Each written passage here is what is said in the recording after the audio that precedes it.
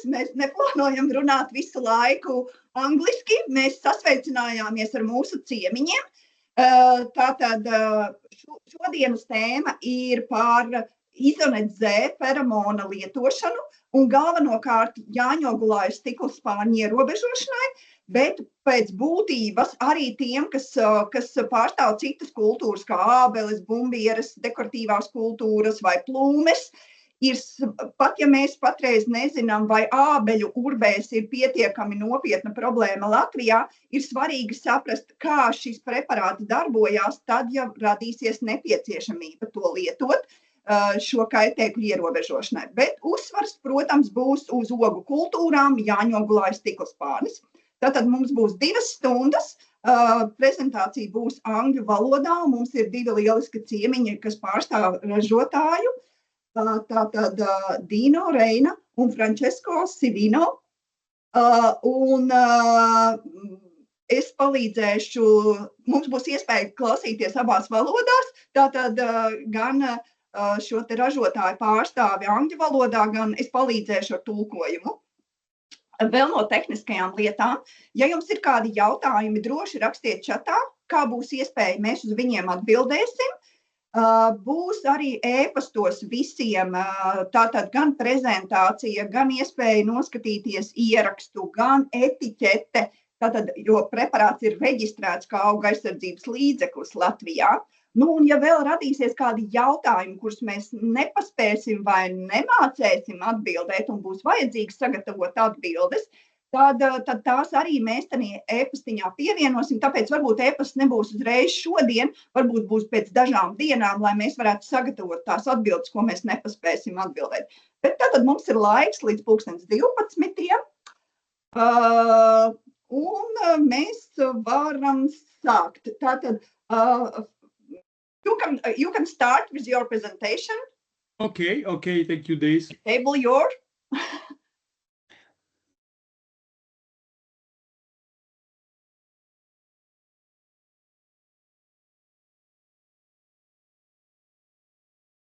Yes, for full screen.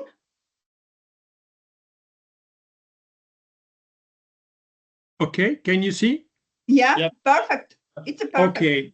I try to, after each slide, I try to translate in Latvian basic idea of this slide and your part of presentation, okay? Okay, Daisy, when you want to translate, please stop me and translate so we can Nice. interact.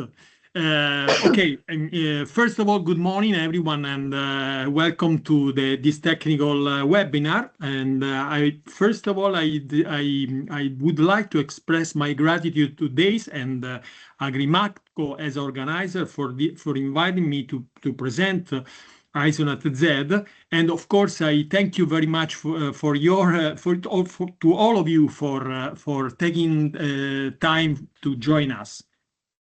Okay, Jā, today I'm tātad going. sveiciens visiem no Francesco, un viņam ir liels prieks tā kā izstāstīt Latvijas zemniekiem tātad par šo te preparātu, un jā, tas tā kā sveiciens, un mums jau ir vairāku gadu lieliska Agrimatco RCBC lieliska pieredze sadarbībā, ne tikai ar Isonet Z, bet arī ar Naturalis preparātu.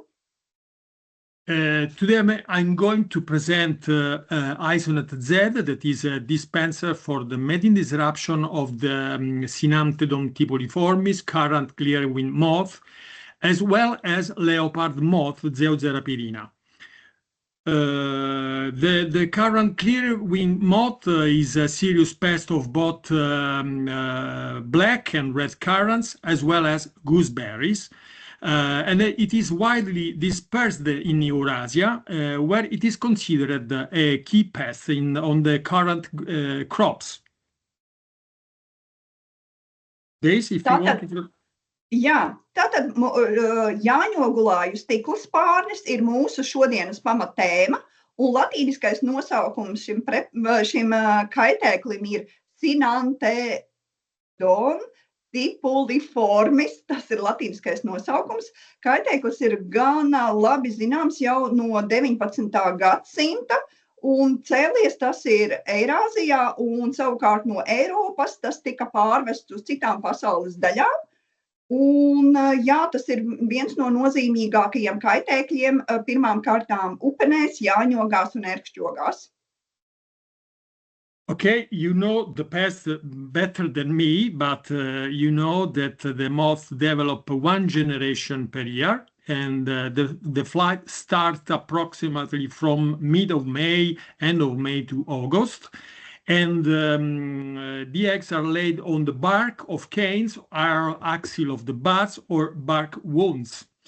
2 weeks later, the larva bore into cane, and pupation takes place in the cane within a loose silken cocoon. And the feeding and tunneling by the larvae causes a depletion of the plant food reserves, causing the damage on the plant. Kā jau mūsu Francesco saka, kad iespējams mēs šo kaitēkli pazīstam gana labi, bet ir ļoti svarīgi, lai saprastu, kā viņu to kaitēkli var ierobežot, ir izprast bioloģiju. Un tātad ir gadā viena attīstības paudze, un aprīlī pēc ziemošanas kāpuri iekūņojas maija otrajā pusē. Tas ir ļoti būtiski, šis te maija otrā puse sākās izlidošana, un līdz pat augustam izlido šie pieaugušie īpatņi, kas ir tauriņi, lepidopteras, un savukārt jūlijā tiek dētas olas, no karām izšķiļās kāpuri, kas barojās Serdes daļā, un tur tie arī paliek ziemot. To ir ļoti svarīgi saprast, lai izvēlētos piemērotu metodi, kā ierobežot šos kaitēkļus. In this graph, I try to summarize all information I try to collect from scientific paper coming from especially Northern Europe. So this is, I would say, an accurate estimation of the life table of the species in your condition. As you can see, adults, as I told you before, are flying from, would say, end of May till mid of August. Šī grafikā ir parādītas mūsu platuma grādiem atbilstošs šīs dzīves ciklus, kā šī viena paudze gadā stiklospārnim attīstās, sākot no kūniņas, kura pēc tam tātad izlido vidū maija otrajā pusē, jā, šis te pieaugušais īpatnis, kad tiek dētas olas un kad tiek izšķiļās kāpurs. Ļoti būtiski tātad šī bioloģija, kā ir šī te bioloģija kaitēkļa uzzīmēta schēmas veidā. Why I underline the flight of the adults? Because mating disruption, as I will explain now, is working exclusively on adults, preventing mating. So it is very important to know when the adults are flying in the orchard. Tā kā preparāts, par kuru mēs runāsim, Isonet Z, darbojās tieši uz pieaugušo, uz šo te tauriņu, kur angliski rakstīts adults, tad šī te zaļā svītriņa, tad mums ir ļoti svarīgi, tā ir vienīgā šī stadija, uz kuru Isonet Z darbojās. Tādēļ mums ir jāņem vērā, kad šis pieaugušais īpatnis, šis tauriņš ir lidošanas stadijā. Tātad no maija vidus līdz pat augustam. Tas ir tas laiks, kurā mēs ar Isonet Z varam iedarboties. Also, in this case, I try to collect information of the control method, main control method in not only in Mediterranean area but in Northern Europe. And of course, you know better than me that chemical control is quite limited to the short period where the larvae are not protected in the cans. And few active ingredients are registered for current gooseberry crops, and moreover, the emergence peak often coincide with the harvest period when pesticides are prohibited. solid base. Okay, tātad kādas tad ir reāli kontrolas metodas, kā var šo te kaitēkli kontrolēt? Tātad par ķīmiskajām metodēm. Katrā ziņā ielimitē ļoti tas lietošanas laiks, kamēr kāpurs nav pasargāts. Eiropā ir diezgan maz reģistrētu darbīgo vielu šādām te ogu kultūrām. Un tā viena no lielākām problēmām ir tā, ka preparāti visefektīvāk darbojas tieši tajā stadijā, kad ir tikko kāpuri izšķīlušies, un tas ir ļoti tuvu ražas laikam. Un šīm ķīmiskajām vielām ir nogaidīšanas periods, līdz ar to sanāk, ka jūs nevarat iegūt ražu. Ja. Biological control, I just mentioned this possibility, but actually the only beneficial we can use for the control of the synanthedon, at least in experimental activity, are entomopathogenic nematodes like Steinernema. As far as I know, no other biological organisms were or are used now to control this pest.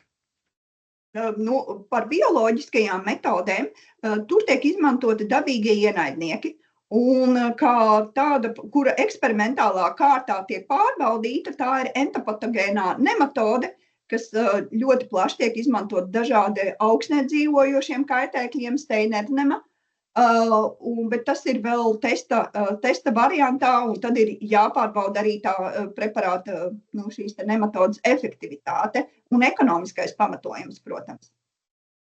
Then we can also list cultural and mechanical, like removal and destruction of infested branches. But of course, the most important weapon we have to control this pest are semiochemical, in particular pheromones for the use of mating disruption.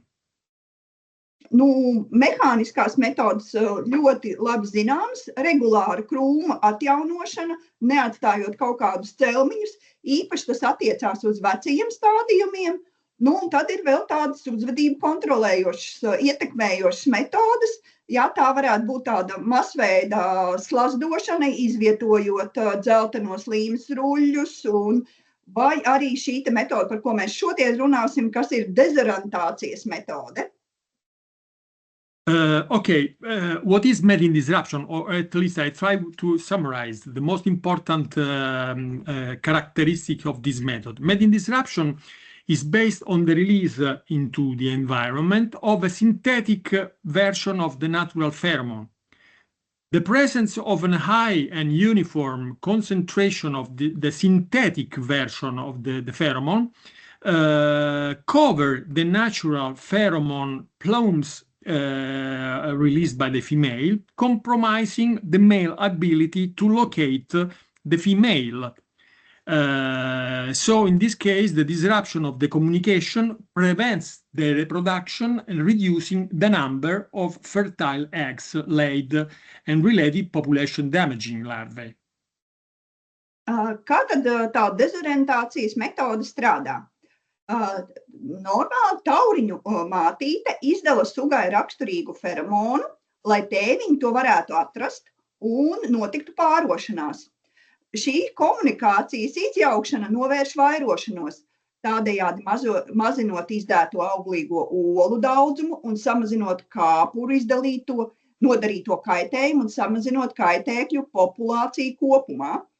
Izonēt Z, tas ir mākslīgi sintētiski radīts feromons, ko ļoti labi atpazīst tauriņu tēviņi. Un, ja viss gaiss ir piepildīts ar šo te mākslīgi sintezēto feromonu, tēviņi nevar atrast mātītes un nevar viņus apaugļot. Līdz ar to populācija kopumā tiek samazināta. The success of mating disruption is based on I would say, the balanced interaction of three main factors. First of all, pheromone of the species we are disrupting. Of course, the pheromone must be correctly identified, reproducible on an industrial scale, and of course, at a sustainable cost. the dispenser that is designed to release the molecule of pheromone into the surrounding area. And of course, the field condition in which the dispenser are applied. These are the main factors that have to be taken under control. Pārošanās traucēšanas atslēgas faktori ir principā 3, starp kuriem ir jāatrod zināms balans. Pirmkārtām, tas ir feromons. Un šis te feromons, tātad jāizstrādā tāds feromons, kas tieši strādā uz konkrēto sugu. Viņam nav ietekmes uz citiem kukaiņiem un kaitēkļiem. Tad viņam ir jābūt precīzi šim te orientētam uz jāņogulāju stiklspāni. Tad ir jābūt dispanserem, kas pilda noteiktas funkcijas, kas spēj ilgā laikā šo te feromonu ļaut izplatīties ilgstoši, kamēr vien tauriņi lido. Un tad šī te atbildība attiecās uz ražotāju ietekmes zonā, bet savukārt vēl ir arī lauka faktors, lauka apstākļi, kas ir specifiski katrā saimniecībā. Un tad ir jābūt balansam starp visiem šiem te 3, lai preparāts labi nostrādātu. Pheromone and dispenser, of course, are under industrial control of manufacturer, while the field condition, of course, depend on the specific farm condition, and they can vary a lot, even in the same farm sometimes. Un tie faktori, runājot par lauka apstākļiem, ir ļoti, ļoti atšķirīgi, un mēs pēc tam tālāk runāsim par to, kādi tie apstākļi ir un kā viņi ietekmē, un kā tad var vērtēt šo te preparātu efektivitāti kopumā. Okay, let's see the pheromone. This is just to show you what is the pheromone, the sex pheromone of the Synanthedon. These are 2 main components, but of course there are also other identified secondary components. One important information I would like to give you is that, as you can see, the same main component are shared with this other species, that is Zeuxerapirina. So you can see that the active ingredients are the same, with a little different percentage of the main active ingredient. But of course, there are also secondary components that are different in the 2 species.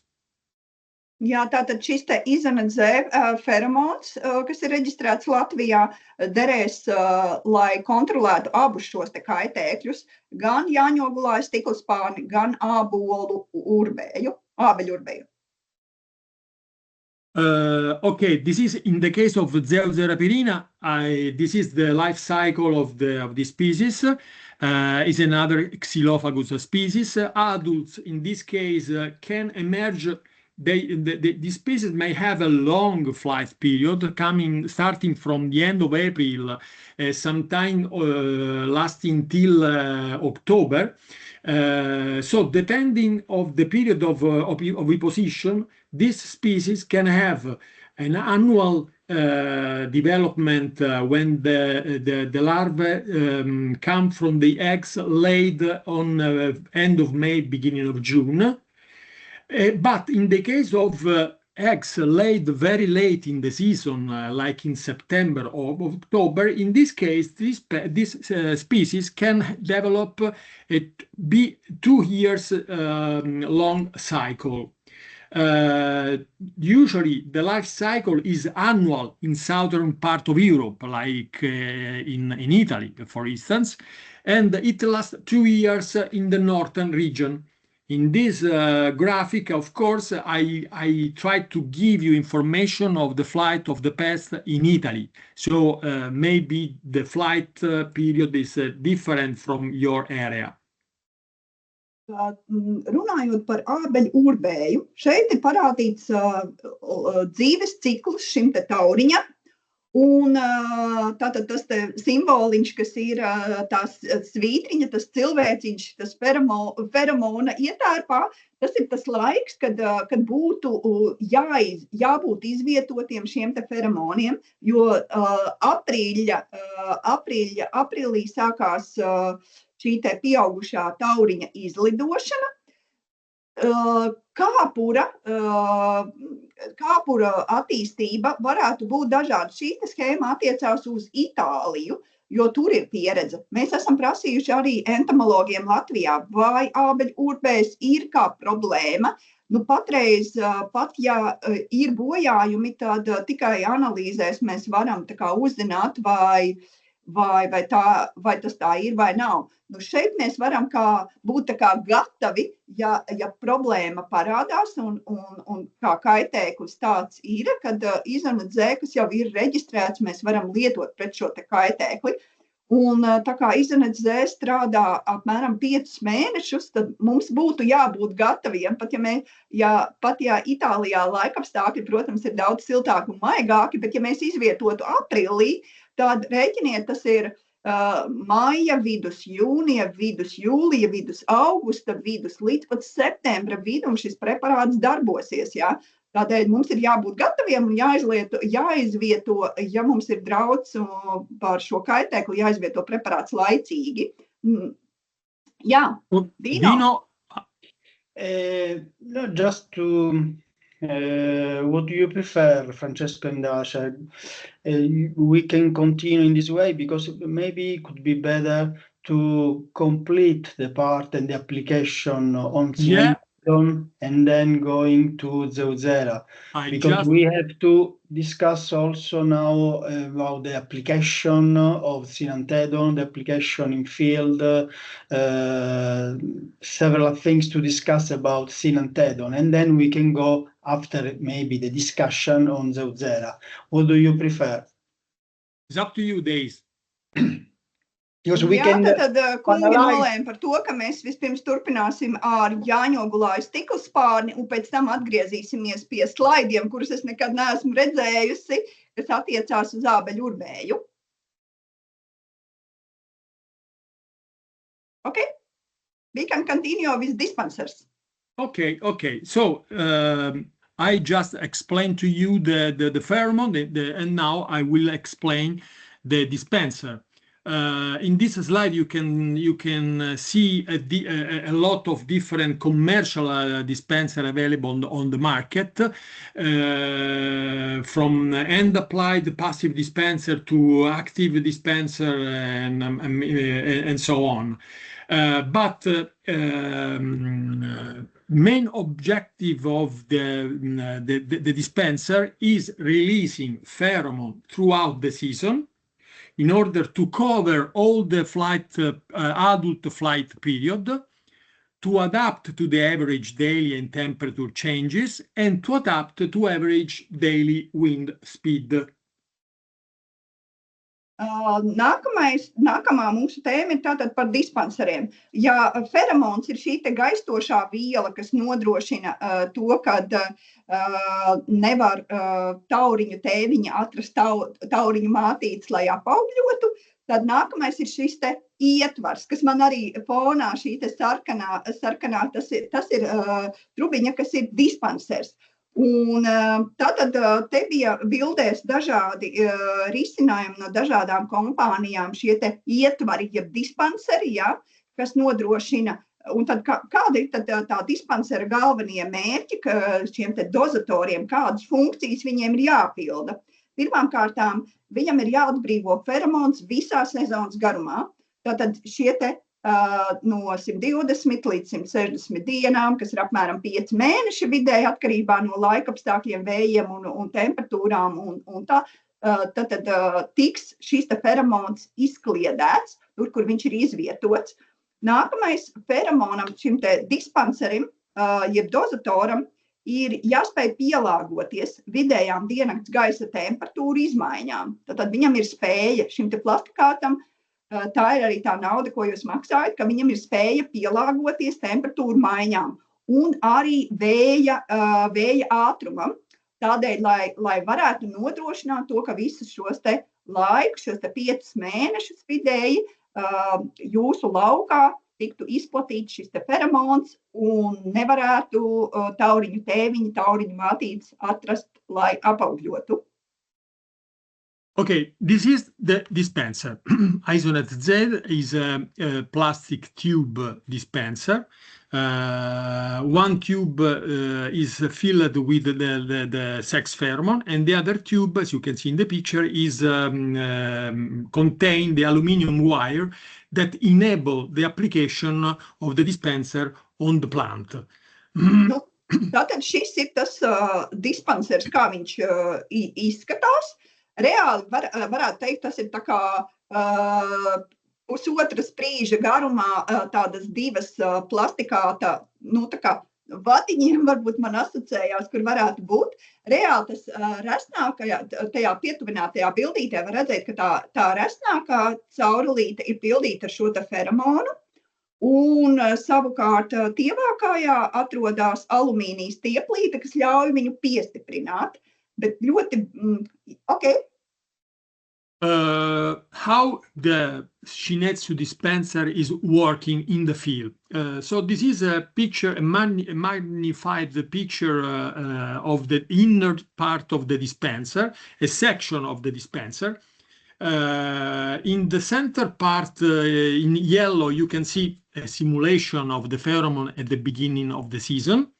When you apply this is the situation when you apply the dispenser in the field early in the season. As soon as you apply the dispenser, the pheromones start to permeate the wall of the dispenser, and from the wall of the dispenser, the pheromone is evaporating in the air. The capillary form, the tube form of the Shin-Etsu dispenser, particular permit a chemical physical characteristic that is capillary, that permit to the dispenser to maintain constantly wet the wall of the dispenser, even when the content of the pheromone inside of the dispenser, of course, is reducing. But as you can see, the wall of the dispenser is constantly wet by the pheromone due to the capillary effect. Mēs šī slaidā redzam, kā izskatās tās resnākās caurulītes šķērsgriezums. Tātad šī te dispensera, kas veic to funkciju, lai izplatītu feromonu uz gaisa telpā, lai piepildītu šo te augļu dārzu. Tātad tas materiāls ir porains, un šī Shin-Etsu tehnoloģija starp citu, Shin-Etsu ir Japānā lielākais ķīmijas uzņēmums, un viņiem ir sadaļa, kas nodarbojās tieši ar feromoniem, un tas ir viņu izstrādāts patentēta tehnoloģija. Tātad, lai šī te nodrošinātu to, kad feromons ar noteiktu ātrumu, pielāgojoties apstākļiem, tiek izplatīts ārējā vidē. This, of course, permits to maintain a constant presence of the pheromone in the atmosphere. And then we can pass to analyze the field condition, because once you apply the dispenser, of course, you have a different specific condition depending, as I told you, from the farm. And I try to summarize the most important. I just avoid this slide because it's quite complicated and I don't want to make confusion to you. I would like to summarize most important things to take into consideration when you apply Methane disruption. First of all, the application method, to respect the dosage. Stop, please. Mēs tagad pieskaramies šeit trešajai daļai, kas ir lauka apstākļi. Tad šie specifiskie lauka apstākļi saimniecībā uz vietas, kas ietekmē Isonet Z efektivitāti. Ja? Un tātad, ja mēs rēķinam, kā tad tā efektivitāte izpaužās, tad bija iepriekšējais slaids, kur feromonu daudzums uz lauka, mīnus šie te bēžņi, gadījumā tie bija zudumi, kas ir saistīti ar dažādiem apstākļiem, kas ir vējš, iztvaikošana, lauka forma, izmērs, slīpumi, ja, dažādi augsnes faktori vai specifiski vietēji apstākļi, kaut kādi ceļi, ēkas, un tā tas viss iespaido šo te, un tad tā deva, un tas viss ir aprēķināts tā, lai ņemot vērā šos lauka specifiskos apstākļus, saglabātos kaitēkļu efektīva kontrole. Un tad tagad mēs esam nonākuši pie tās sadaļas, kas tad ir tie pārošanās traucējumi, tie lauka faktori, tās galvenās lietas, ko vajadzētu ņemt vērā, ko nevajadzētu ignorēt. Un pirmā lieta tā ir noteikta deva. Noteikta deva un noteikts laiks, kad ir tātad pirms izlidošanas ir jāizvieto šie te Isonet Z feromoni. Okay, please. Okay, so as I told you, application method, so the respect of the dosage, the application method regarding the timing, that is very important, because I would like just to say that sometimes, even in Italy, even and Dino can say if you want to add something, even if we are working with companies, with farmers that are applying medin disruption for a long time, they still continue to apply the dispenser late sometimes. But for medin disruption is very important, the timing. And then, of course, knowing the climatic condition in order to just have an idea of the lasting of the pheromone life. And then, of course, to assess the population density in order to establish eventually a chemical control in order to reduce the population if the population is high, and maintain the population low in order to permit medin disruption to work. Pat ļoti pieredzējuši zemnieki, piemēram, kas jau ir ilgus laikus lietojuši feromonus, grēko ar to, kad izliek šos feromonus pa vēlu, gaida šo te brīdi, kad sāk izlidot, vai arī ir jau izlidojuši pirmie. Tā ir tāda būtiska lieta, kas ir jāņem vērā. Tā kā iedarbības laiks ir 5 mēneši strādā, mēs nevaram izlikt pa āgru, varētu tā teikt. Mēs varam tikai nokavēt. Tādēļ izvietošanas laiks ir ļoti būtisks pirms izlidošanas. Tātad vēl arī šie te klimatiskie vietējie apstākļi jāņem vērā, kādi ir populācijas blīvums. Ja ir ļoti daudz šo te kaitēkļu, tad, protams, arī preparāta efektivitāte būs zemāka, un varbūt ir jādomā par kaut kādām citām iespējamām metodēm. Un tādēļ svarīgi ir arī izplatības monitoringu. Fiksēt, cik daudz tad kaitēkļu mums ir, kāda tad tā izplatība ir. Okay. Sorry, Francesco, can I make a comment? Go back, please, to the previous slide. Okay, this one. And then, okay. This is most probably is one of the most important slide of the presentation because regards the application in field.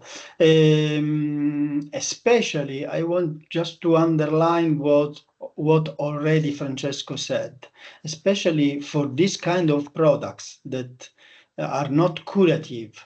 With this kind of strategy, we are not going to kill insects, target pest.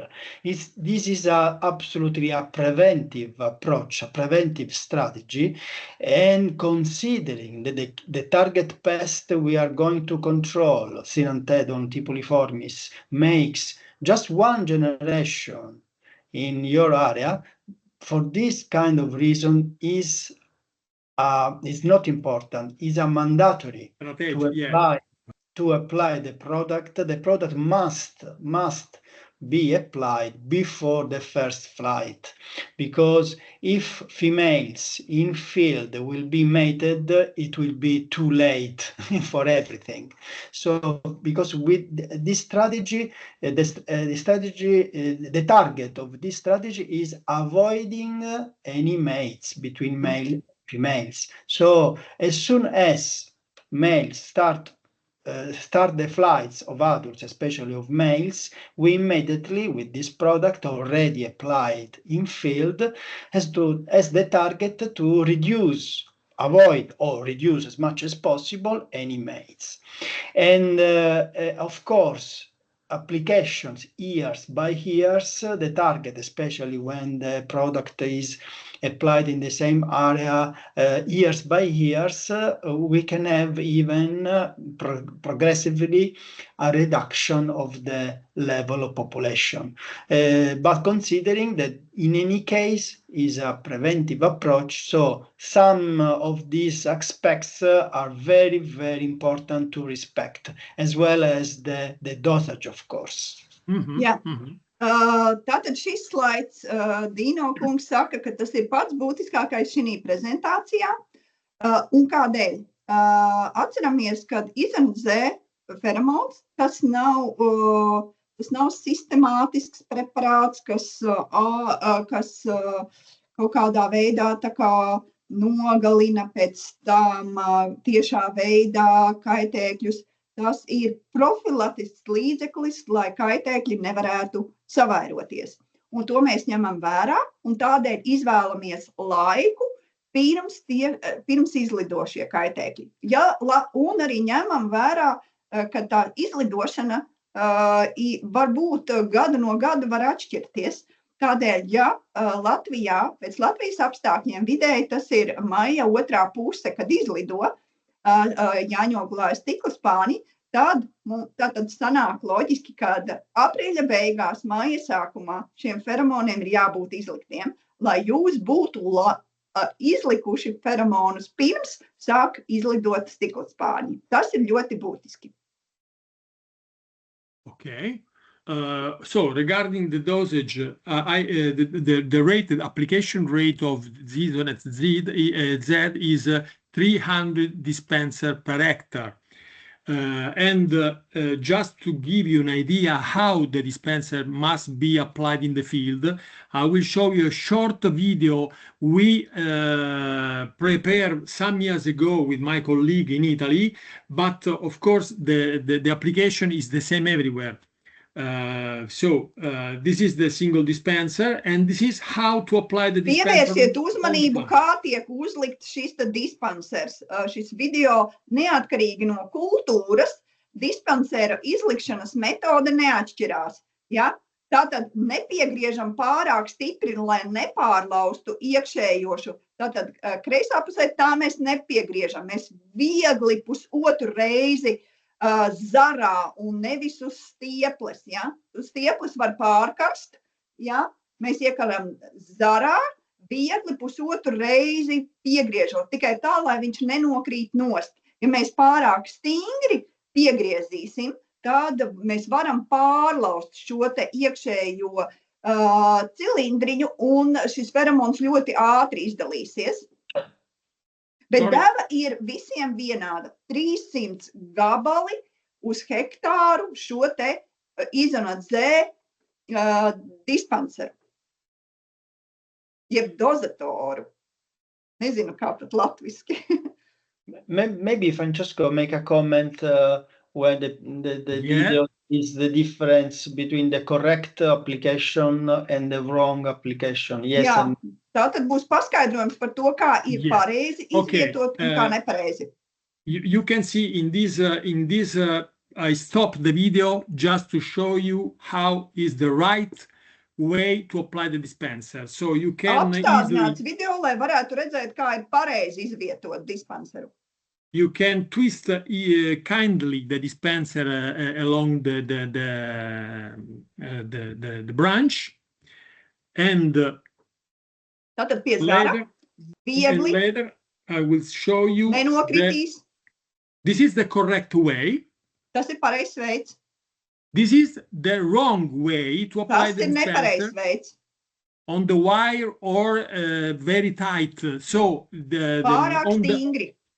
On the right, the right application. On the left, the wrong application. Jā, tātad nepareizs veids un pareizs veids. Ļoti, ļoti būtiski, lai preparāts darbotos perfekti. Okay. Just to give you an idea of the scheme of application of Isonat Z, I tried to prepare a graphic example of how to apply the dispenser, considering the distances that Days kindly provided me some months ago. And so I prepare a sort of scheme of application. So considering the dosage that is 300 dispenser per hectare, you can put one dispenser on the first plant, and then you can jump 1, 2, 3, 4, 5, and jump 6 plants. And then you put a dispenser and jump other 6 plants, and so on. Then you jump a row and you put the dispenser in the same way like in the first row. Tātad te ir viens piemērs par to, kā izvietot šos dispenserus, jeb dozatorus augļdārzā. Te ir attālums starp augiem ir 60 centimetri un starp rindām 4 metri. Un tātad mēs pirmajā augā, pirmajā rindā ieliekam dispenseru, pēc tam mums ir 2, 4, 6 brīvi augi, mēs atkal ieliekam dispenseru, un tā mēs ejam līdz rindas galam. Tad mēs vienu rindu izlaižam un atkal sākam tāpatās. Rindas pirmajā augā ieliekam dispenseru, augšējā trešdaļā, ja, tā, lai tiešie saulstari netiek klāt, ja. Un atkal 6 izlaižam, ieliekam, 6 izlaižam un tā līdz rindas galam un atkal izlaižot vienu rindu. At the end of the application, you can have, if you have additional dispenser left, you can add, I would say, a sort of reinforcement along the border or along the critical area. Which are critical area? Critical area are those parts of the orchard where the wind is blowing, because of course the wind, as I will show you later, is moving the pheromone concentration in the field. So in this case, after you cover all the orchard with the dispenser dosage, you can go to reinforce. If you have the dispenser left, you can add additional dispenser along this border, close to the edge, exposed to the wind, and so on. Jā, un tad, kad jūs šo darbiņu esat pabeiguši ar pamat dispenseru, kas šī gadījumā ir ar sarkanajiem, atzīmēti izvietošana augos, jūs darat nākamo soli, lai aizsargātu to kritisko perimetru, un šī gadījumā tas ir saistīts ar vēja virzienu. Ja mums ir šāds piemērs, šāds lauks, tātad perimetra aizsardzībai mums ir zilie.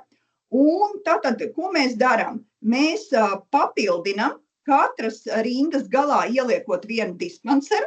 Ja mēs redzam, ka tagad gan kreisā mala, gan labā mala visa ir izvietota ar, lai katrā augā būtu. Ja? Tad no lauka galā katram pirmajam augam būtu ievietots. Un tas, ko vēl mēs izdarām, otro rindu, kurā mēs nelikām, ko mēs izlaidām, mēs nodubultojam tāpat kā pirmajā rindā, tieši tajiem pašiem augiem pieliekot. Ja? Tādēļ mums tur zem tā vēja virziena zīmītes, otrajā rindā arī ir parādījies zilais. Ja? Tātad, ka tas ir no vēja virziena, tātad otrajā rindā mēs nodubultojam, tieši tāpat ieliekam kā pirmajā rindā. Okay, this is another example. If in this case I put the wind, the critical situation from this part of the orchard, so from right. So also in this case, after you finish to apply all the dispenser in the field, if you have left the dispenser, you can go to reinforce the part of the orchard exposed to the wind. Jā, un te ir otrs piemērs, kad tas vējš pūš rindās iekšā, ja, tā kā. Un tad tas pirmais solīts mums, kas ir dispensera izvietošana augos, šis sarkanais, ir tieši tāds pats kā pirmajā. Arī distances starp augiem un starp rindām arī saglabājās tā pati kā pirmajā paraugā.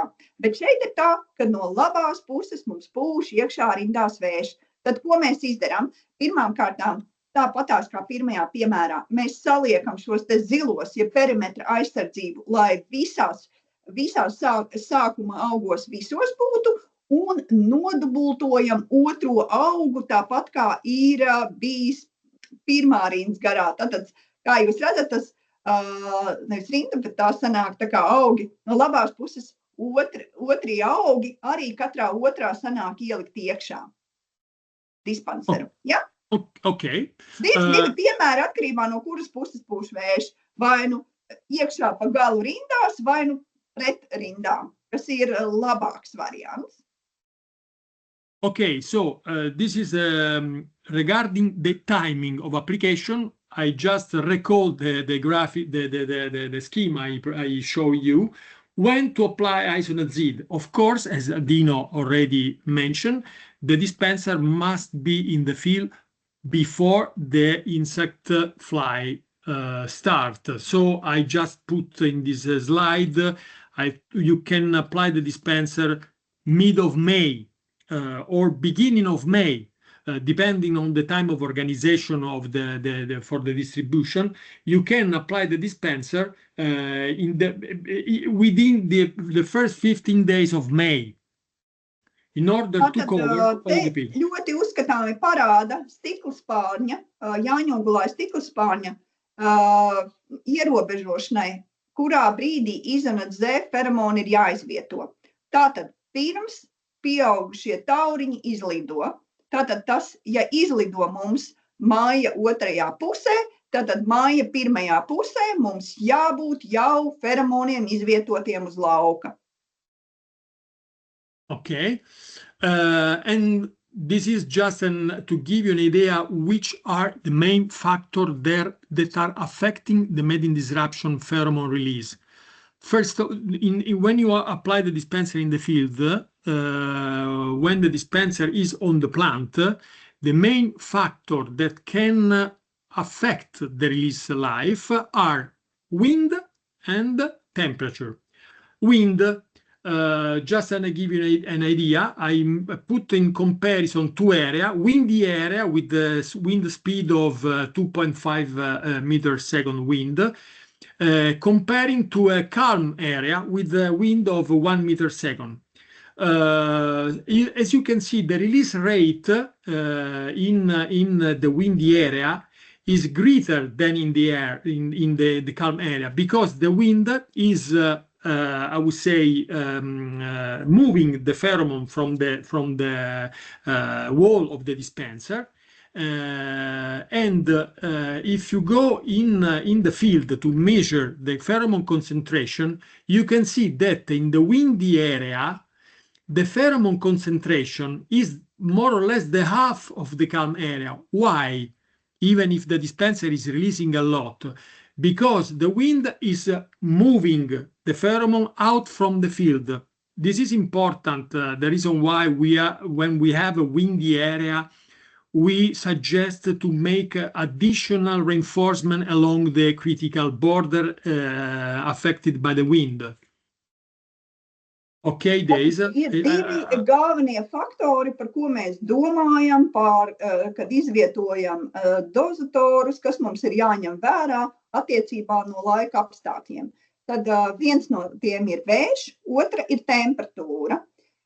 Runājot par vēju, šeit ir piemērs, kur A ir tāds vējaina vieta, kur ir vidējais vēja ātrums ir 2,5 metri sekundē, un B ir, kur ir 1 metrs sekundē. Tātad 2,5 reizes mazāk, ja? Nu, un tad, ja tiek izlikti šie te feromoni, tad skatāmies pēdējā kolonā, kur ir feromonu koncentrācija pie šī te vēja, ja? Tad mēs redzam, ka tur, kur ir vējaina vieta, feromonu koncentrācija ir 2 reizes mazāka nekā tur, kur ir mazāka vēja plūsma. Tātad Vējš ir tāds, kas ļoti, ļoti ietekmē. Vējainā laikā feromonu izplatīšanās ātrums ir lielāks un koncentrācija sanāk zemāka. Ja vējš ir mazs, tad feromonu izplatīšanās ātrums ir lielāks un koncentrācija arī ir lielāka. Ja? Tā kā tad ātrums ir, es atvainojos, izplatīšanās ātrums ir lēnāks, bet koncentrācija ir lielāka, ja? Šī te, kur ir mazāks vējš. Un tas ir ļoti svarīgi ņemt vērā, tādēļ, ja ir vējainas vietas, vai mēs zinām vēja virzienu, no kurienes vējš pūš, tad mums ir vajadzīgi tur papildus dozatori, ja? Okay? Okay. So the other element to take into consideration is the temperature. Of course, during summer period, when the temperature is higher than in the application period, of course, you can see that the release rate is more than double than in the spring period. But if you analyze the pheromone concentration, you can see that the pheromone concentration in the field is more or less the same. Why? Because, of course, we have the dispenser is studied in order to increase the release of the pheromone during the summer period when the pheromone is dispersed in the atmosphere. In order to maintain constant the concentration in the field, the pheromone of the dispenser, of course, must increase the release rate in summer period. Okay. Jā, un tātad runājot par temperatūras ietekmi. Šeit ir cits pētījums, kā tad ir, ja temperatūra ir 30 grādi un ja temperatūra ir 10 grādi. 10 grādi šī gadījumā ir domāts pavasarī un vasarā 30 grādi. Kā tad ir šis te feromonu izplatīšanās ātrums un koncentrācija gaisā?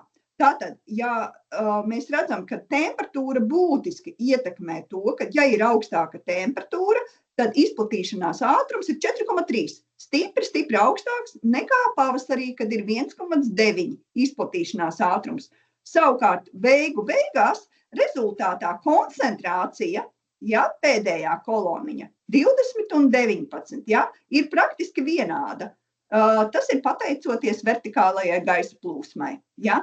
Tātad izplatīšanās ātrums būtiski atšķirās, bet beigās neatkarīgi no temperatūras, feromonu koncentrācija ir praktiski vienāda. In the end, taking into consideration, of course, temperature, wind, you can foresee which will be the climatic condition year by year. But what is important to do is during the application of the ISO Z is the control of the traps. Monitoring traps made in disrupted orchard must be zero. It means that the pheromone is homogeneously distributed in the field and is covering the trap, the monitoring trap. So, generally speaking, in the disrupted orchard, the trap must be, the adult trap must be zero. But this is one element of the infestation monitoring because the trap is giving only an efficient system of the release of the pheromone. If you want to have an idea of the infestation in the field, of course, you have to make periodical inspection during the season in order to locate and identify the overwintering position by the remains of the cocoon in the surrounding frost-free area. And inspect the branches of canes in order to evaluate the larval population when the larvae are active in the spring. If I understand right, if you use Isonet Z, it's not reasonable to use monitoring traps because it will be empty. Yes, but it's important, very strategically important, because even if you don't have trap capture, the monitoring trap is a sort of alarm system. If you don't catch any adult, it means that in the field there is a homogeneous concentration in the field. But if you start to catch adults in disrupted orchard, it is a serious problem, because it means that there is no pheromone in the field. And of course, in that case, you have to analyze why you are having trap catches in the disrupted orchard. Okay, sorry, I didn't explain clearly. I hope to be clear now. Jā, tātad mēs runājam par monitoringa feromoniem. Ja Isonet Z ir, lai kontrolētu populāciju, lai samazinātu to, lai neļautu kaitēkņiem savairoties, tad monitorings ir pilnīgi viņam cits uzdevums. Un tur ir cita sistēma, šeit ir redzama tātad šīs te pati lamatiņa, varētu teikt, tā oranžā krāsā, te ir līmpapīriņš iekšā, kas ir maināms, un vidiņā tāds kā korķītis karājās šīs te feromons, ja? Un tas ir tād kā jūsu drošībai. Ja jūs neesat pārliecināti par to, ka jums laukā ir šis te kaitēklis, tad jūs monitoringu liekat šos te lamatiņas izvietojat, lai jūs pārliecinātos, vai kaitēkļi ir un cik daudz viņi ir. Ja?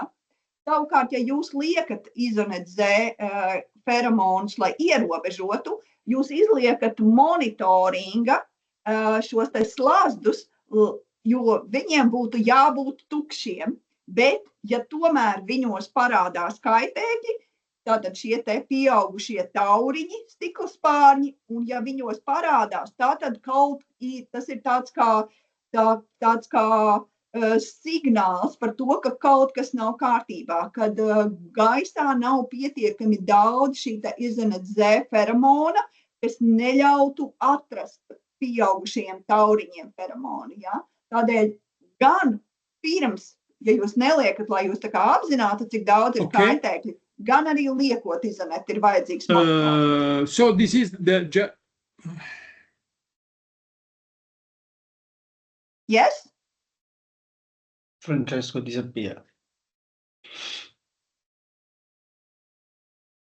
Yeah, Dino, it's very often the question, why use monitoring traps if you use Isonet Z? They can find, the insect can find this monitoring trap.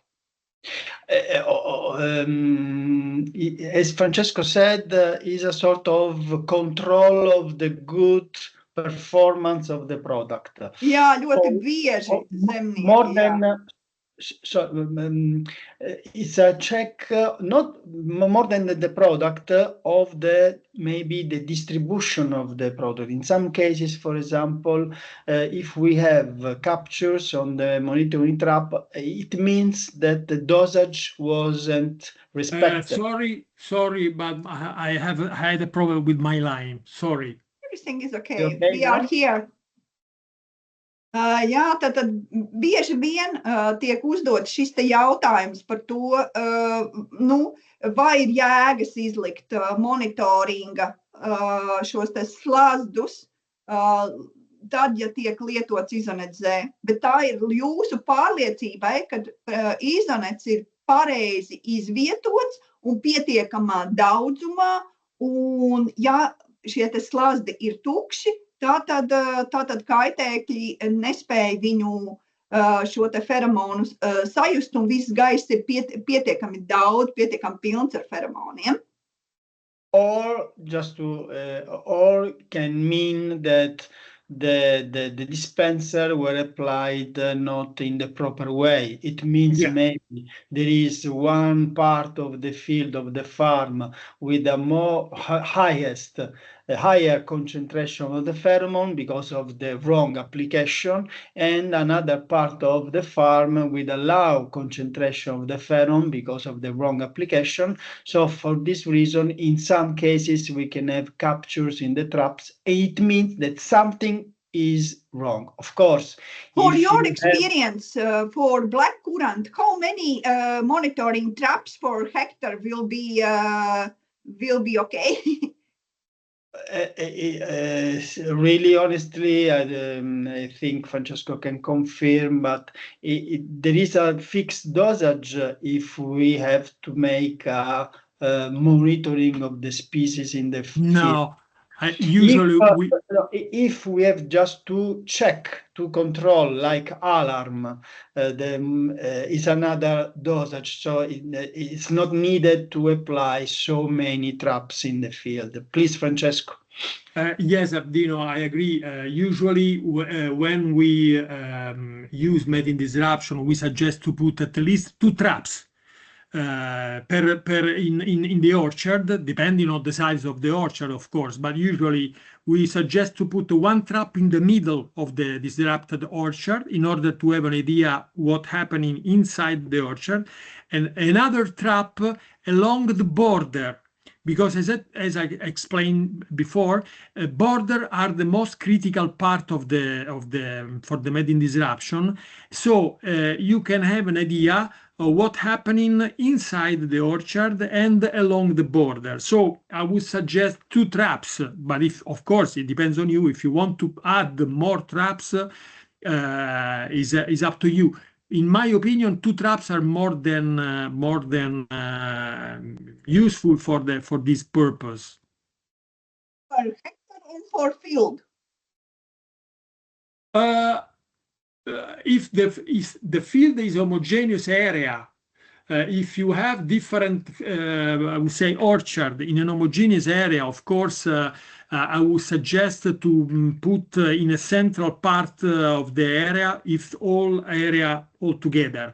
If you have scattered orchard, of course, I would suggest to put a trap in each orchard, because if they are separated and long distance between each other, I would suggest to put a trap in each orchard. But if you have an area, I would say wide area, all the same plantation and all in disruption, under mating disruption, or you can put 2 traps in the center area and 2 traps in the border, depending on the size of the area.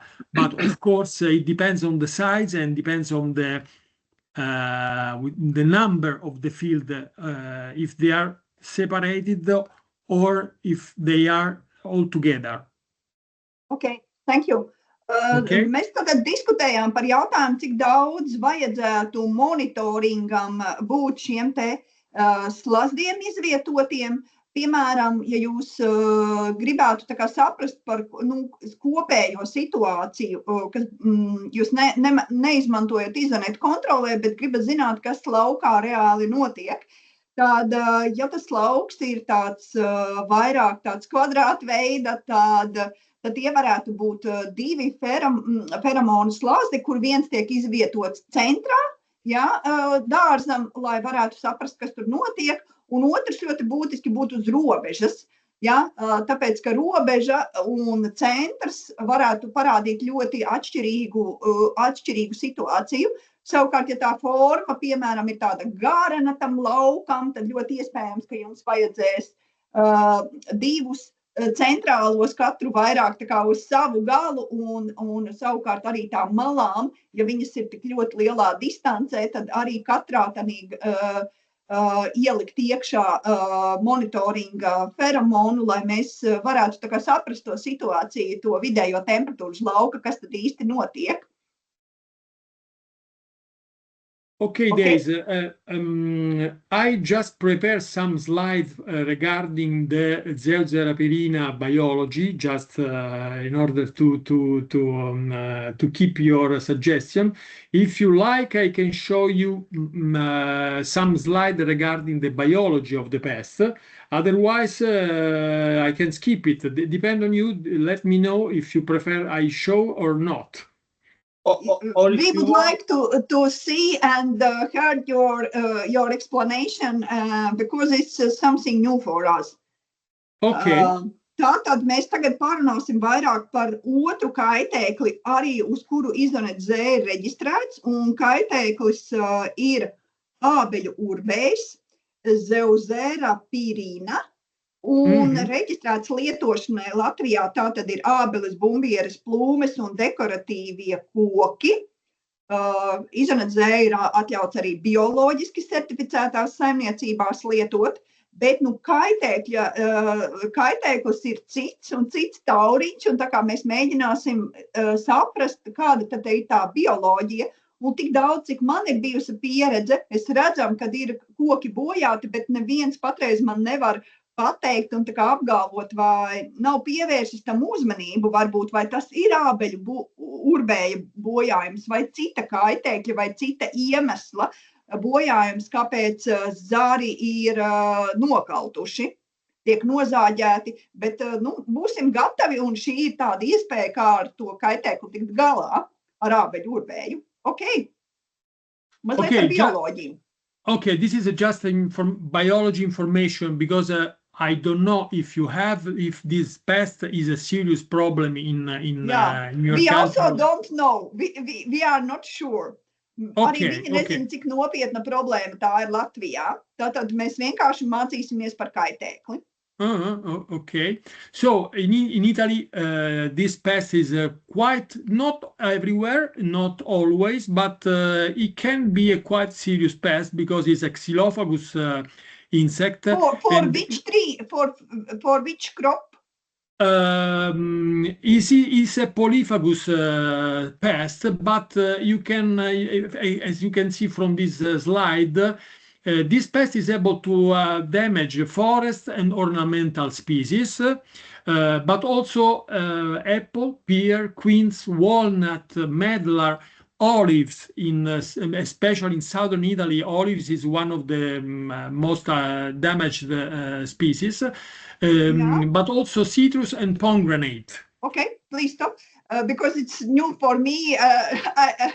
Okay, tātad šis kaitēklis ir polifāgs, tas nozīmē, ka bojā dažādas kultūras, un ir gadi un ir kultūras, uz kurām tas ir tā kā izteiktāk, bet te ir pieminēts tātad dažādas, ko bojā šis kaitēklis, tātad gan meža kultūras, gan dekoratīvos augus, ābeles, bumbieres, arī priekstkokus, un īpaši pieminēja olīves, arī citrusus un te vēl citas kultūras pieminētas.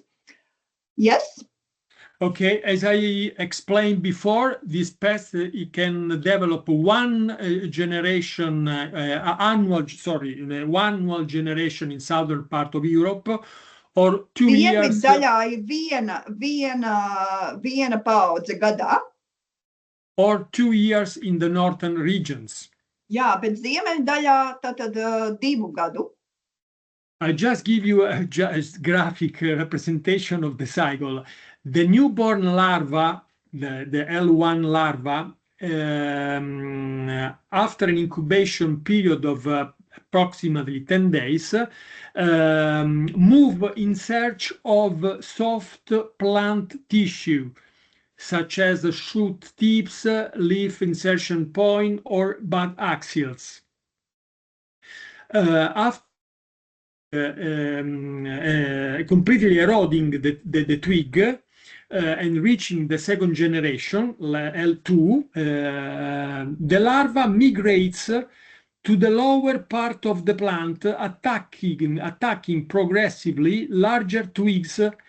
And after completing the 4th and 5th stage in Italy in August, it moves to larger branch of the trunk, which are better suitable for the increasing size of the larva. Jā, tātad šim kaitēklim ir tā, ka, kā jau tauriņu kāpuriem ir 4, tepat 5 attīstības stadijas, un tad, kad attīstās šī stadija, katra nākamā tāda kāpurs pārvietojās no dzinumu galiem, pārvietojās tuvāk uz lielākiem zariem un tiek bojāts, ja, tajā dzīves ciklā. Un tad atkarībā no tā, cik tā dzīves cikls ir, vai tas atrodas dienvidzonā vai ziemeļzonā, cik ilgā laika posmā viņš to paveic, šis kaitēklis. Okay, and I will show you some picture taken from scientific Okay, scientific publication. So, just to summarize, okay, these are eggs. Tātad te ir olas par olām mazdrusciņ, kā tad tas izskatās? It's inside or outside? They are on the trunk, outside. Jā, tātad olas tiek dētas uz zara ārpuses, jā, tās ir. It's possible to see, yes? No, because sometimes the female lay eggs in the cracks of the surface of the graves. Jā, tad reizēm ir kaut kādās spraudziņās tās olas iedētas. Viņi tā ar aci neieraudzīsiet. Viņas ir tā kā ārpusē, bet brūcēs, mīzas aiz mīziņas kaut kur, jā. They are hidden, not inside the jā, wood, ne jau iekšā, but they are iekšā hidden. zarā. Yeah. Okay, so this is the larva at first cluster in a circle cocoon, from which they will disperse on the plant, depending on of the plant, of course. After the penetration, the larva moves downwards along the twig while eating. So this is just a picture of the larva inside the gallery. Jā, un tad simtiem olu tiek izdētas, pēc tam tur bija tās dienas minētas, cik ilgā laikā izšķiļās, tad kokoniņi veidojās, tad ir kāpuriņš, ja? Un kāpuriņam reku kreisā pusītē var redzēt, kāds ir tas caurumiņš, kur kāpuriņš ir ieurbies iekšā, un tad tas ir zara galā, tā ir ābele, un tad kāpuriņš dodās uz leju. Okay, as this is a picture of a larva inside a gallery, you can easily... Kā izskatās šis te kāpurs, kad ir ābeļu urbēs ir iekšā zarā? As the larva grow in size, as I showed you before, the larva migrate externally to the lower and bigger branches. Jā, jo kāpurs aug lielāks izmērā, jo viņš vairāk migrē uz leju. Uz galveniem dzinumiem. This is the effect of the larva tunneling. So te jau ir tie bojājumi, ko tas kāpurs ir nodarījis jau stumbram. And they kill the plant, of course, you can imagine. Un protams, augs principā aiziet bojā. In the final stage, the larva entry holes. This is the holes of the larva. Pašās beigu stadijās, tātad kāpurs uztais atkal izejas caurumu, un šeit mēs redzam jau izejas caurumu. Are easily visible on the trunk. Jā, to jau var ļoti labi redzēt, kā tas izskatās, jo kāpurs jau ir liels, jau pieaudzis. Due to the emission of the frass. And this, the frass production stops only during the periods of latency in summer and winter when the larvae stop feeding. Yeah, that could, and when we can see such picture, it's in August, September, no? September, October. Jā, mēs tā kā rudenī varam redzēt šādu te skatu, but it's mean larva already not be inside, yes? It's already out. The larva is inside. The larva is inside, and when the larva is reaching the last stage, they pupate close to the entrance of the hole on the plant. So you can not easily to find, but anyway you can find the pupa on the branch. But sometimes the larva is inside, you can see, you can recognize. Tad, kad mēs redzam šo caurumu, tas ir tā kā sagatavošanās, bet kāpurs joprojām ir iekšā tur. You can recognize this damage only when the larva is going down on the plant, because on the higher part it's very difficult to see the damage. Okay? Jā, augšēji tas ir vienīgais moments, kad mēs varam redzēt, ka tas kaitēklis tur iekšā ir, jo kamēr viņš ir augšējās zara daļās, ir ļoti grūti to tā kā pamanīt un novērtēt. If you have any question, please, we are here. We have a lot of questions. I will open the questions part and ask also Zanda maybe can help us with the translation, but we go step by step and try to answer to questions. But if we can find the answer or I can ask in the perfect way, I just send you by email and via that to. I saw your email. Yeah. But we try to do maximum what we can. Tātad, labdien! Tas, ko es redzu, kā pirmais jautājums, labdien! Cik ātri pēc olu izdēšanas izšķiļas kāpurs? The question regarding the insect for blackcurrant. How long after the eggs, from the eggs to the larva, how many days? Of course, it depends on the temperature, but jautājums tātad, cik ilgā laikā no olas līdz kāpuram? Yeah? Can you see? Not yet. Oh, no is better. But for full screen will be, very nice, perfect. It's okay. It's okay? Yes, not yet. So, no, it's okay.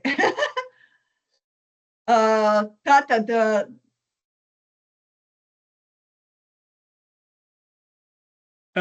so depending on the area, of course. Protams, atkarībā no reģiona.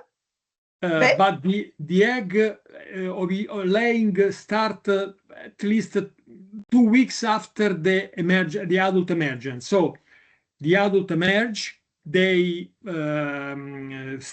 pass a period of pre-mating, and after 2 weeks they lay eggs.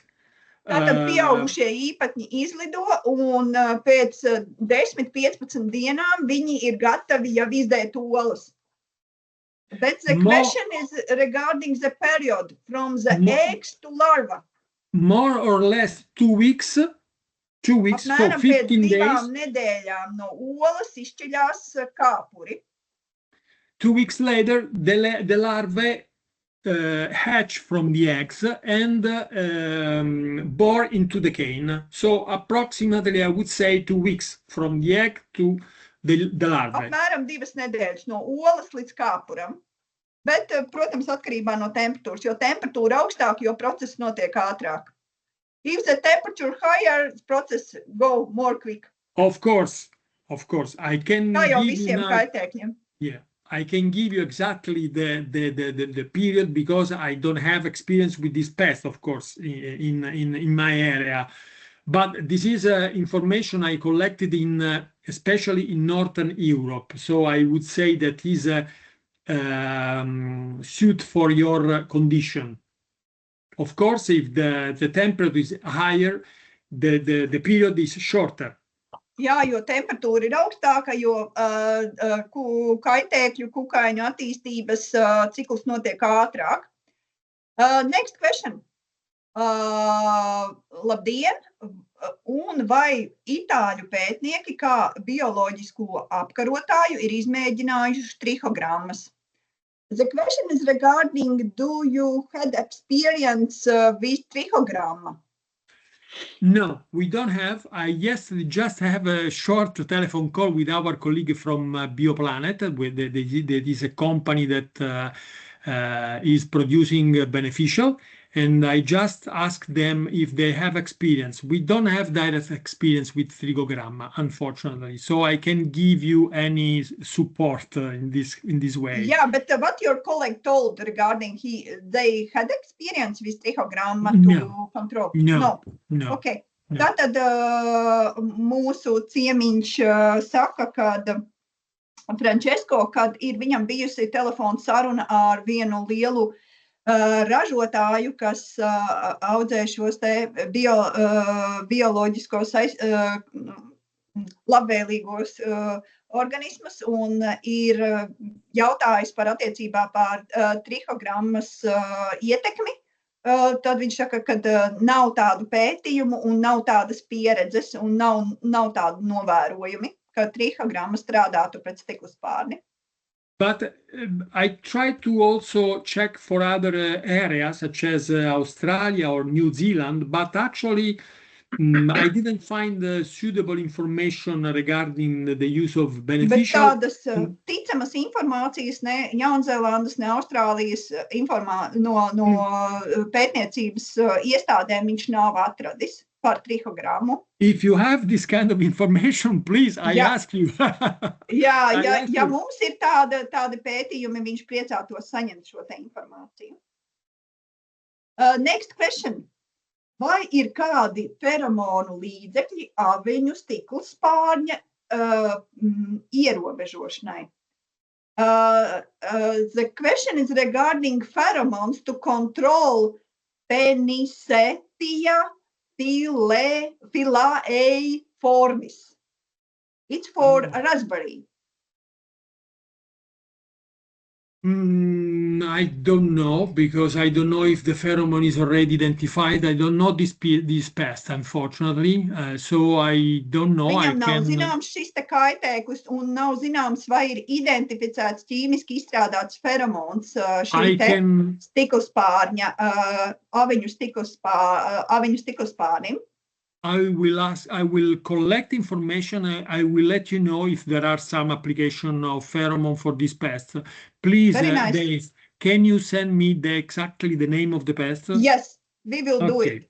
Jā, Okay, Zandīna, lūdzu nokapē šos jautājumus, lai mēs varam korekti viņus pavaicāt. Tātad kungs paskatīsies par aveņu stiklspārni un vai ir izstrādāts šie te ķīmiskie feromoni un vai viņus vai ir kāda pieredze, kad arī aveņu stiklspārnis līdzīgā veidā var tikt ierobežots kā jāņogulājas stiklspārnis. Nākamais jautājums. Vai biežas lietavas ietekmē dispansera kopējo kalpošanas ilgumu? Regarding Izanedze, if the rain is very, very rainy somewhere, it's had some impact to efficacy to the control insect? No, not directly. The rain is not affecting the pheromone release. The only, I would say, in the indirect effect is that when rainy days is reduced the temperature. So in that case, if the temperatures go down, the release slow. So not direct effect of the pheromone release from rain or other, I would say, sometimes some growers ask me if the chemical spray can affect the pheromone release. No, they are not affecting a lot. Okay. Tātad biežām lietavām, pat ja ir ļoti, ļoti daudz lietus, nekāda ietekme uz izanedzē efektivitāti nav, bet netiešā veidā tas varētu ietekmēt tādā ziņā, ka parasti, tad, kad ir lietus, tad pazeminās temperatūra. Bet, ja jūs atceraties, mēs skatījāmies, kā vējš spēja ietekmēt feromonu koncentrāciju un kā temperatūra, cik ļoti minimāli spēja ietekmēt koncentrāciju, tad viņš netiešā veidā lietus, tad, kad ir lietus, tad parasti paliek vēsāks, ja? Un tik lielā mērā, bet tas ir ļoti, ļoti minimāli, ja? Bet pats lietus neietekmē. Okay, next question. Vai ir kādi feromonu līdzekļi ābeļu ziedu smecernieka ierobežošanai? Do you know some pheromones to control for Anthonomus pomorus?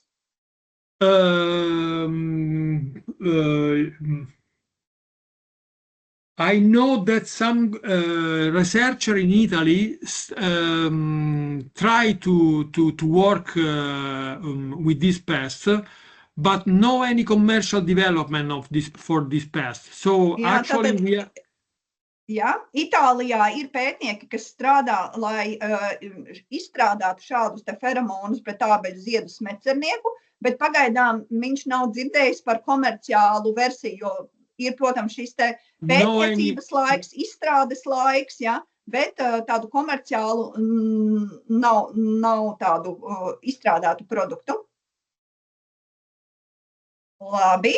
Tad valsts augu aizsardzības dienas lūdz iedot vārdu. Būs viens komentārs. Linda Būcēna. Zanda, vai vari lūdzu Lindai Būcēnai atvērt vaļā, lai var pievienoties un izteikt komentāru?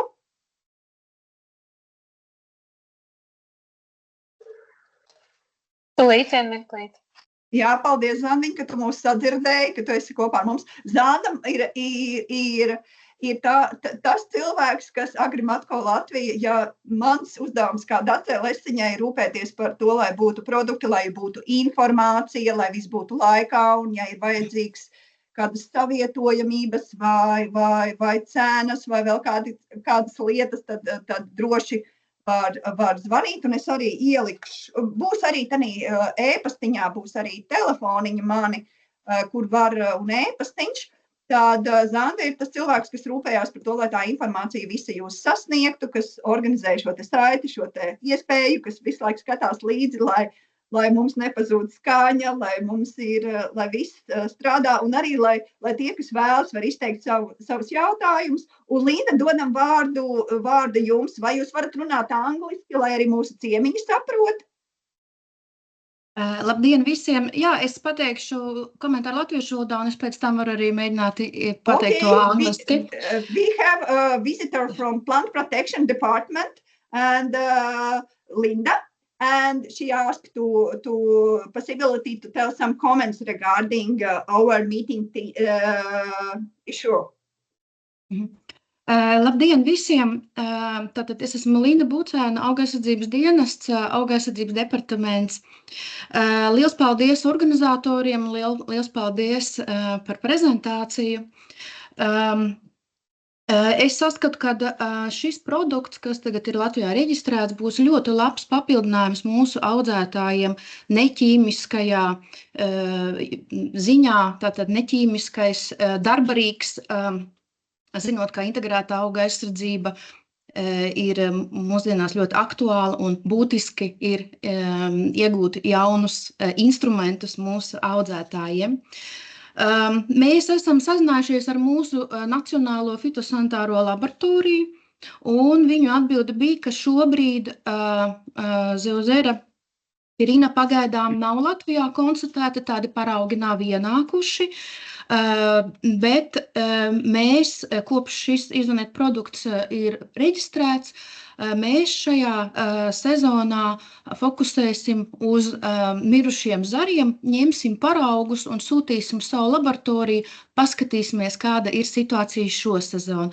Jo klimats Latvijā mainās, ziemas paliek īsākas un siltākas, un var būt, ka tāds kaitēklis arī mums ir ienācis. Tātad mūsu valsts veiktajā monitoringā mēs pastiprināti skatīsimies, vai šis kaitēklis jau nav Latvijā, un tātad sūtīsim uz laboratoriju.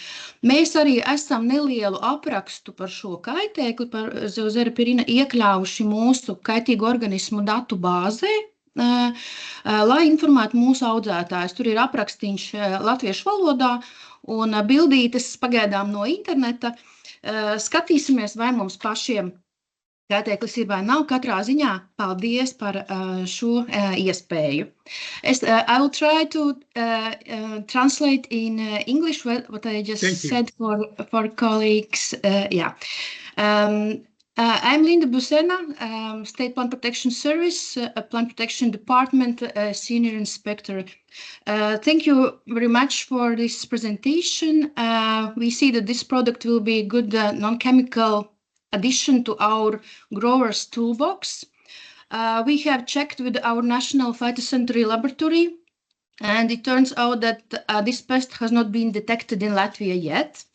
But since we have Isonet Z registered in Latvia, and also climate is changing and winters are becoming shorter and warmer, we in our state monitoring, which we are carrying out in Latvia, We will focus more on dead branches this coming season, and we'll send samples to our phytosanitary laboratory for identification.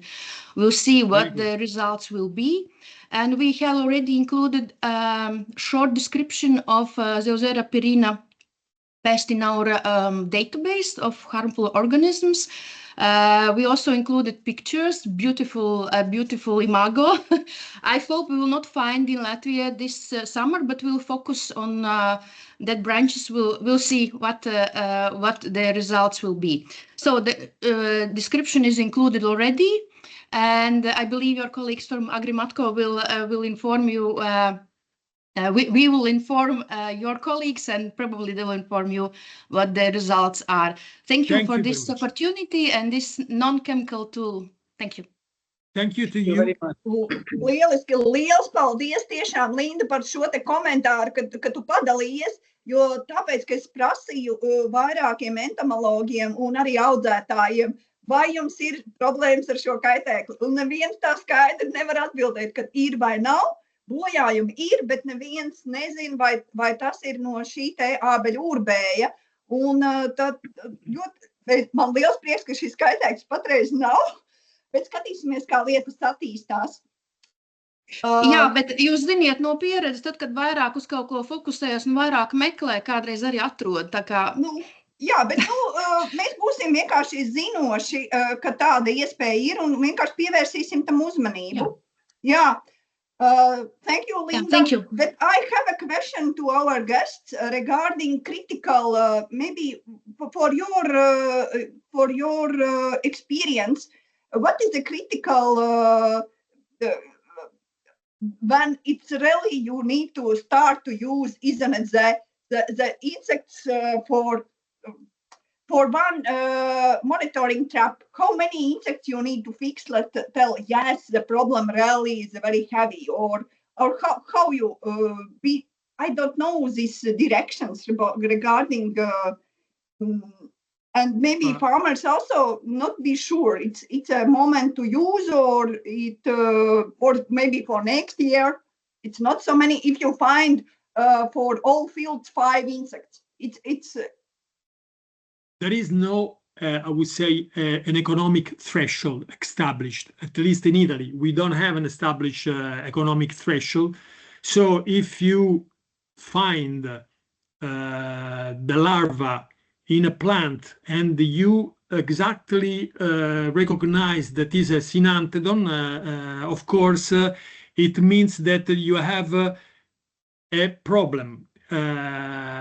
How this problem is big or not, it depends. It depends on the plantation and the damage, how the damage is spread in the orchard. So it's not easy to say when to start to decide to apply Medin disruption. If you in the past, usually we suggest growers when they phase up this kind of technology. If you have in the past, if you had problem with this pest and you were not able to control this pest with chemical or other control method, it means that probably you need Medin disruption. But there is no a threshold to establish when to introduce Medin disruption in the control strategies of the farmer control strategies. Okay, I don't know, Dino, if you have any other comment. Yeah, the same similar comment. It means there is no also because different conditions, different areas. So if it's up to the farm, if for a particular farm the infestation is something that can damage us in a critical way is crop, and if doesn't have any opportunities to control as it is, so this is a good reason a good reason to start the application. Also because usually if they already have quite huge population infestation, it can be only increase in the future. It cannot decrease naturally. So also in the view to prevent possible damages in the coming years, the application of Ethernet Z can reduce and maintain the population in a very, very low level. Also because considering that the adults is quite a big Lepidoptera, usually they don't fly so much. So if how far this adult can fly? Because for some farmers, it's borders very like 100 meters for neighbor, and he not control. And but I am very afraid maybe the insect for his field coming to me. Yeah, that's it can happen. I don't know exactly how long is the flight of this species. I would say comparing with other similar species, I would say that 100 meters is possible. So this is the reason why when you apply median disruption, of course, if you have all around you other orchard without median disruption, it's a problem, because it means that the females mated outside, they can move inside the orchard, even if you are applying median disruption, because as I explained, median disruption is working inhibiting the male ability, but is not working on the female. So it means that if the female are mated outside, they can fly and enter in the orchard to lay eggs. So the bigger, the higher is the surface in the median disruption, the less are problem of possible infestation. Okay, I try explain our discussion. Tātad mēs runājam par to, kā tad saprast to kritisko slieksni, kad būtu jālieto, jāpieņem lēmums, kad ir jālieto Ethernet Z priekš jāņoglājas stiklospārņu ierobežošanas. Tad pirmām kārtām, ja tiek atrasti kaitēkļi monitoringā, tad ir skaidrs, ka nav tādu, arī etiķetē nav minēts tāds daudzums, pie kura tad jāsāk lietot. Jums jānovērtē situācija, ja kaitēkļi ir atrasti, ir skaidrs, ka viņu mazāk nekļūs, ka viņi vairosies, ja nekas ar viņiem netiks darīts. Ja, un tad jānovērtē arī tas bojājumu daudzums, ja kāds ir, kurā brīdī tad jūs sāksiet rūpēties par to, lai viņi nevarētu savairoties. Tad otrs jautājums bieži vien man prasa par to, cik tālu tad viņi var lidot tie kaitēkļi. Ja man ir kaimiņš, kuram ir lauks, 100 metrus upeņu lauks no mana lauka, ja, un viņš neplāno nekādā veidā stiklospārņus ierobežot, kā tad būs, ja es tagad lietošu Ethernet Z, man tagad viss tas lauks būs ar šo te feromonu piepildīts, tad no tā kaimiņa lauka tie kaitēkļi lidos arī uz manu lauku. Tad, jā, tā ir taisnība, 100 metrus, viņš saka, ka viņš nezina precīzi, cik tie pieaugšie īpatņi var lidot, bet 100 metrus tas izklausās ļoti realistiski, bet jāņem vērā, ka tie, kas lidos, tie ir vīrišķie īpatņi, tie olas nedēļ, viņi lidos uz šo te smaržu, ja, tas ir, protams, tāda lieta, kas ir jāņem vērā, ja. Yes? Vai ir vēl kādi jautājumi?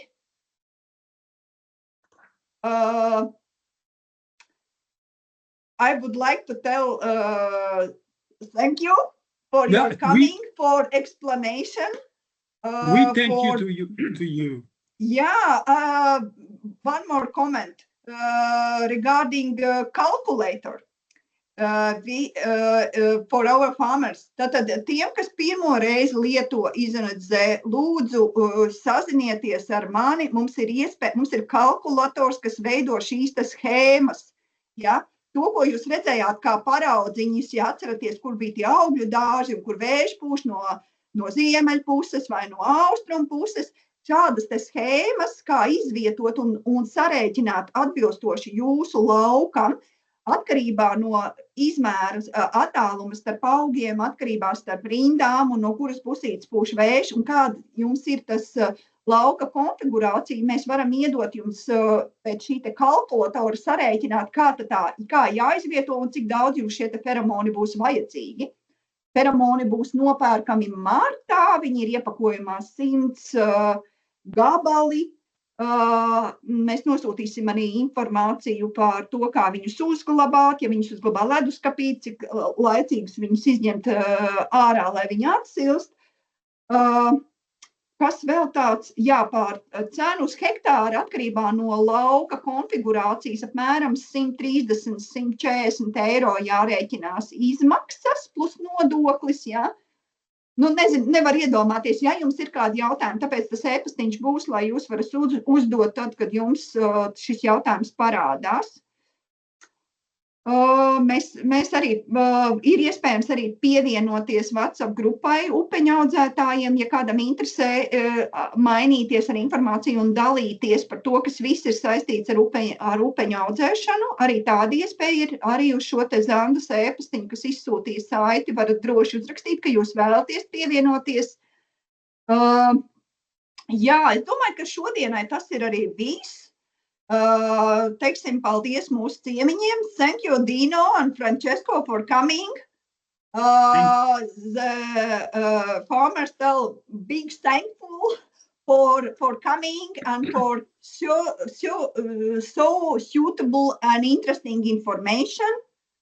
And, jā, te ir vēl jautājums par to, kad apstiprinājumu par piedalīšanos, jā, šeit var iegūt certifikātu par to, ka jūs esat nokļausījušies, rakstiet Zandai, ka jums tāds vajadzīgs, norādiet saimniecību, norādiet vārdu uzvārdu, jā, lai viņi var uz to atsaukties, jo mēs visus redzam, kas pievienojās. Do you have some comments? Or we can...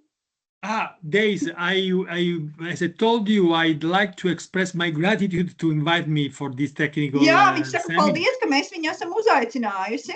Of course, for us, it's very important because it's a way to transmit information to growers and to explain better which are critical. Jā, jo tas ir ļoti svarīgi. Liels paldies, ka arī ražotāji ir gatavi piedalīties un padalīties ar to informāciju no pirmavotiem un atbildēt uz tiem jūsu jautājumiem.